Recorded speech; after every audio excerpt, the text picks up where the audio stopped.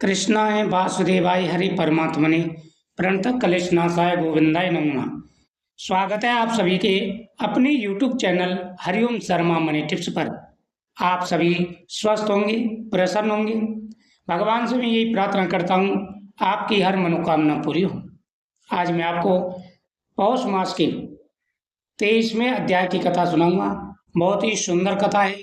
आपको ये कथा जरूर श्रवण करनी चाहिए। इस कथा के श्रवण करने से आपकी मनोकामना अवश्य पूरी होगी। यानी भगवान भाव के भूखे होते हैं, धन दौलत और शोहरत के भूखे नहीं होते। प्राचीन समय की बात है, एक नगर में एक बड़ा आश्रम था। एक नगर में एक बहुत बड़ा आश्रम था, जहाँ पर बड़े बड़े ऋषि मुनि तपस्या किया करते थे, भक्ति में लीन रहते थे, भजन में लीन रहते थे और साथ ही साथ वह भगवान विष्णु की पूजा किया करते थे। भगवान विष्णु की पूजा में हमेशा वह लगे रहते थे। कुछ समय के बाद में उनके आश्रम में एक गरीब व्यक्ति आया। वह घर से परेशान था, दुखी था। उसका घर बार कुछ था नहीं, तो उसने मन में विचार किया, चलो मैं साधु संतों की सेवा कर लेता हूँ, क्योंकि घर में कुछ था नहीं, कोई उसका था नहीं, अनाथ था वो। अब उसने मन में विचार किया कि जब मेरे कुछ है ही नहीं है, तो क्यों ना मैं इस जीवन को सार्थक कर लूं और साधु संतों की मैं सेवा कर लूं। उसके मन में विचार आ गया। अब वो आश्रम में पहुंच गया। आश्रम में जा करके वह वहाँ पर सेवा पूजा करने लगा। तो एक गुरु ने कहा कि तुमने गुरु बनाया है या नहीं? मन महाराज मैंने तो अभी कोई गुरु नहीं बनाया। पर ठीक है, कोई बात नहीं है, हम तुम्हें गुरु दीक्षा देते हैं। तुम हमारे आश्रम में रहो, तुम्हें खाना पीना मिलेगा, उसके साथ साथ में तुम भगवान का नाम उच्चारण करते रहना। पर हाँ, एकादशी के दिन तुम्हें खाना नहीं मिलेगा। एकादशी के दिन अन्न का खाना नहीं मिलेगा, तुम्हें फल फ्रूट ही खाने पड़ेंगे। पर ठीक है महाराज। अब वहां पर वो रहने लगा, पूजा पाठ करने लगा। कुछ समय के बाद में एकादशी आई और उसने कहा कि महाराज मुझे तो, गुरुदेव मुझे तो भूख लग रही है, क्योंकि मैंने तो पहले कभी व्रत नहीं रखा और आपने पहली बार व्रत रखवाया है, तो मुझे बहुत तेज भूख लगी है और आप मुझे खाने के लिए दे दीजिए। गुरु ने कहा कि ऐसा है, तुम्हें खाना नहीं मिलेगा। मैंने पहले ही साफ साफ कह दिया था कि एकादशी के दिन यहाँ पर कोई भी भोजन नहीं करता, सब फलाहार करते हैं। और महाराज मेरी तो बस की है नहीं है भूखा रहना, मैंने आज तक नहीं रहा हूँ, कोई उपाय बताइए।